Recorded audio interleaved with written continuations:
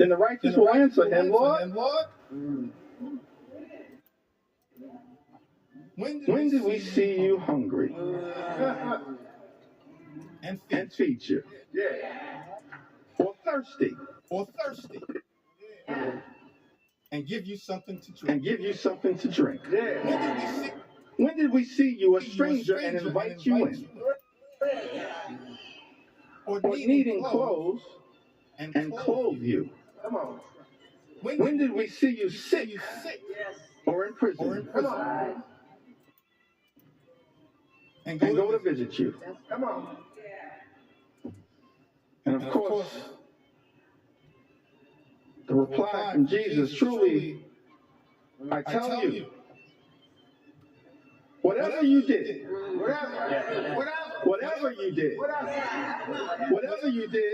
for one of the least of these brothers and sisters of mine, you did for me.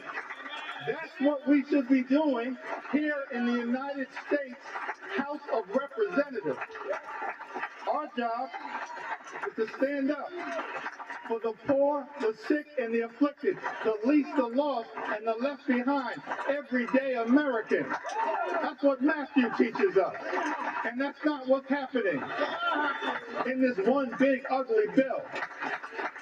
That's not consistent with what my faith teaches me.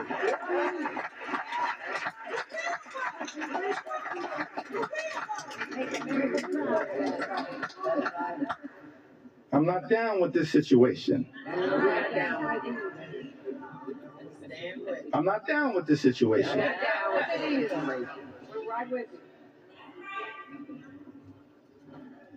Well, you got some folks in this town. They go to church.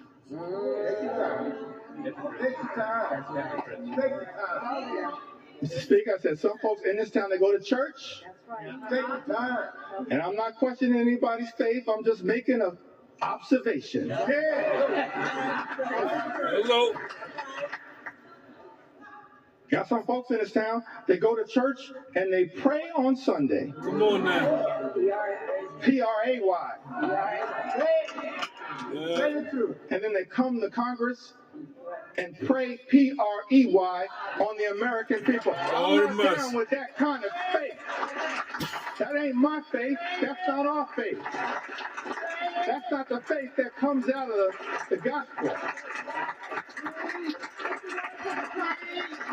I can't find that kind of faith in Matthew 25 and 35. I can't find that kind of faith. But I do see something else. Tell us what you see. Tell us what you see. Can I talk about it for a moment? Yeah. Talk about it. Take your time.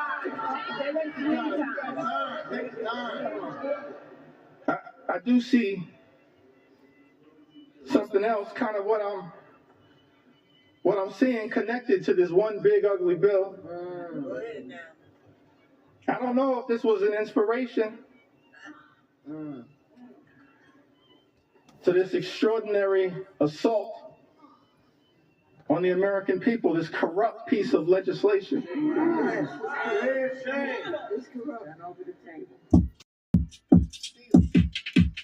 Happened upon John 10 and 10. And thinking about this one big ugly bill. The thief comes only to steal, kill, and destroy. But America is a resilient nation. We're an exceptional nation. We're a strong nation. We've been through turbulence, trials, and tribulations. And we always somehow have found a way to make it through. Because of the resilience, Mr. Speaker, of the American people. So whatever happens today as it relates to this one big ugly bill, if If my Republican colleagues decide that, once again, Mr. Speaker, you're simply going to make the decision to serve as a reckless rubber stamp of President Trump's extreme agenda, I still have faith in the United States of America. I still have faith in the United States of America. I still have faith in the United States of America. We will not let anyone in this town destroy what America represents. Not now, not ever. It's not going to be easy. We recognize that. But we've got faith in the resilience of the American people. So get ready to close shortly and Now take your time. Come on.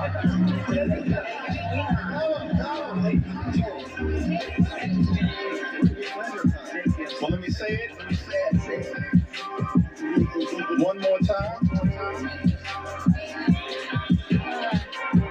Our Republican colleagues tried to jam this reckless, extreme bill, Mr. Speaker, down the throats of the American people. Had the nerve to start this debate at 3:28 a.m. in the middle of the night.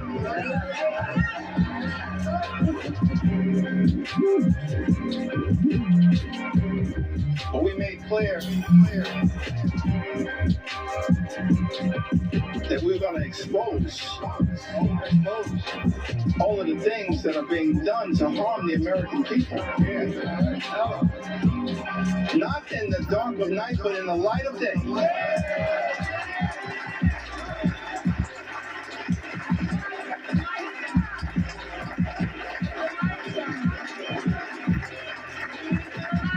This little light of mine, we're going to let it shine on behalf of the American people.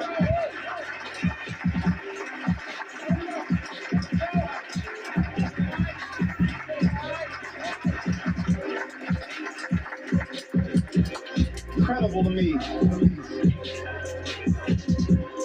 that Republicans are trying to jam this one big ugly bill down the throats of the American people in the dead of night. And then, to add insult to injury, Mr. Speaker, allocate 15 minutes. 15 minutes to each side on the committees of jurisdiction. 15 minutes to the Ways and Means Committee on each side. 15 minutes to the Budget Committee. That's extraordinary. But I'm thankful, I'm appreciative of all of my colleagues who stand behind me.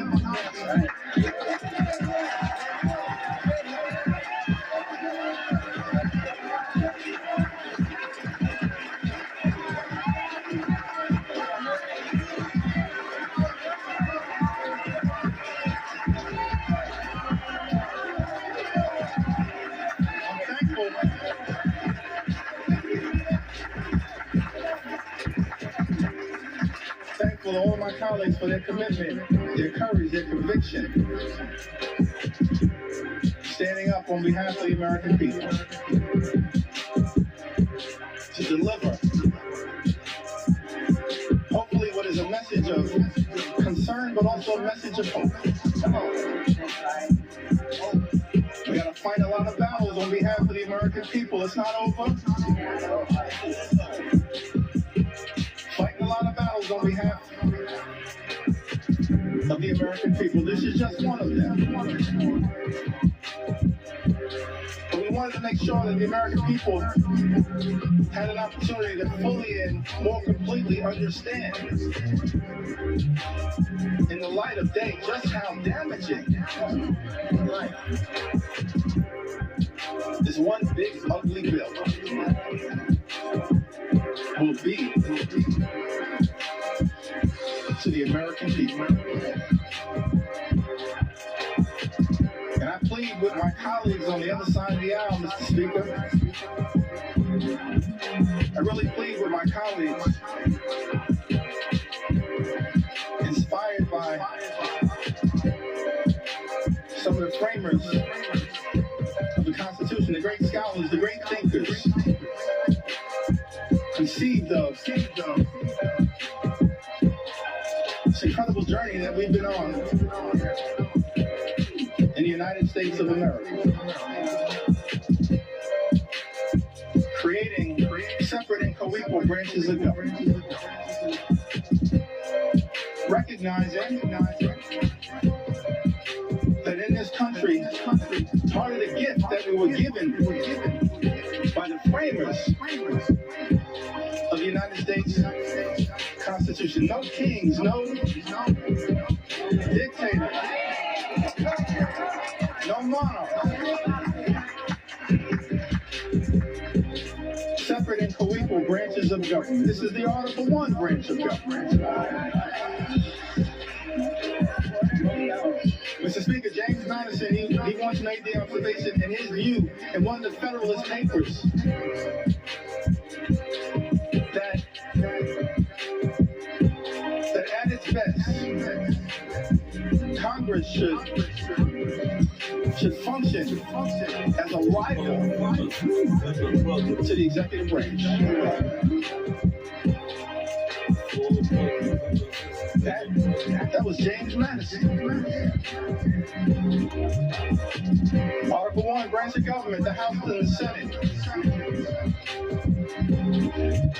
We're not here to bend the knee to any wannabe king.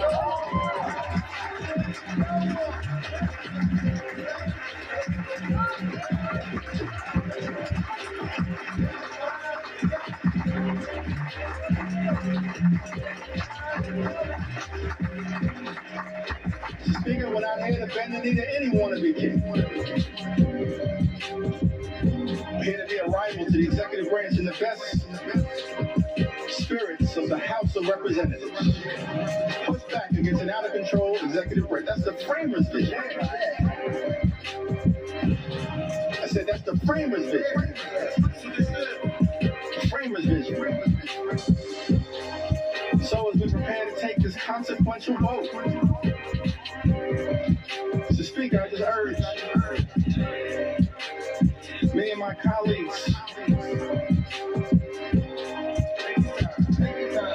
in government, my colleagues on the other side of the aisle,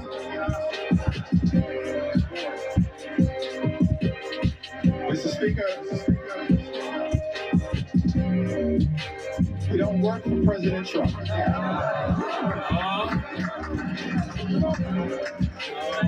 We don't work for J.D. Vance. No. We don't work for Elon Musk. No. Mr. Speaker, as all of us prepare to cast this vote, I hope my Republican colleagues will come to the conclusion that we work for the American people.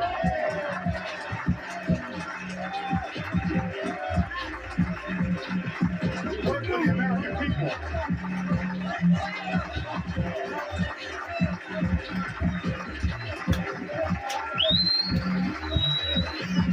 We don't work for any president, we work with American presidents.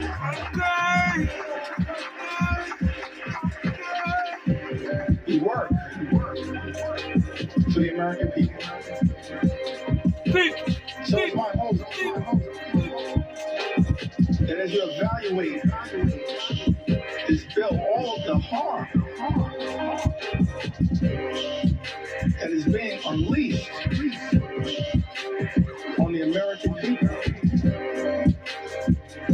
ripping health care away from more than 17 million Americans, effectively ending Medicaid as we know it, shutting down hospitals, including in rural America, in districts, Mr. Speaker, that my colleagues on the other side of the aisle represent. Let me know. Let me know. Nursing homes closing. 1 in 4 nursing homes, Mr. Speaker, will close as a result of the attack on Medicaid. And Donald Trump's one big, ugly bill. Mr. Speaker, this is extraordinary. This assault on everyday Americans, assault on children, veterans, seniors, people with disabilities. It's incredible to me. All of this in this one big, ugly bill. Ripping food away from children, literally ripping food out of the mouths of hungry children, hungry veterans, and hungry seniors. Mr. Speaker, that's not America. We're better than that. Yeah, better than that. We better than that. Better than that. We better than that. We better than that. We better than that. We better than that. We better than that. We better than that. We better than that. Mr. Speaker, we're better. Better than that. Ripping food out of the mouths of vulnerable Americans. That's extraordinary. That's what we're doing. Extraordinary. And all of this is being done. This unprecedented assault on everyday Americans is being unleashed on the American people. Mr. Speaker, on the most vulnerable amongst us. All of this is being done to provide massive tax breaks to billionaire donors. Shame on this institution if this bill passes. That's not America. We're better than this. We are better. We are better.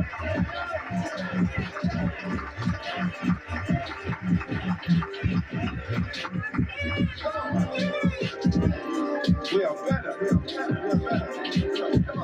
Than this. I think that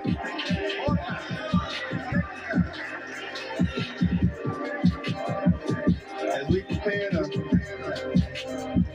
vote on this one big ugly bill, tough time for people in the United States of America. It's extraordinary extremism unleashed on the American people. Speaking, my colleagues on the other side of the aisle promise to address the high cost of living. Nothing in this bill will meaningfully lower the high cost of living in the United States of America.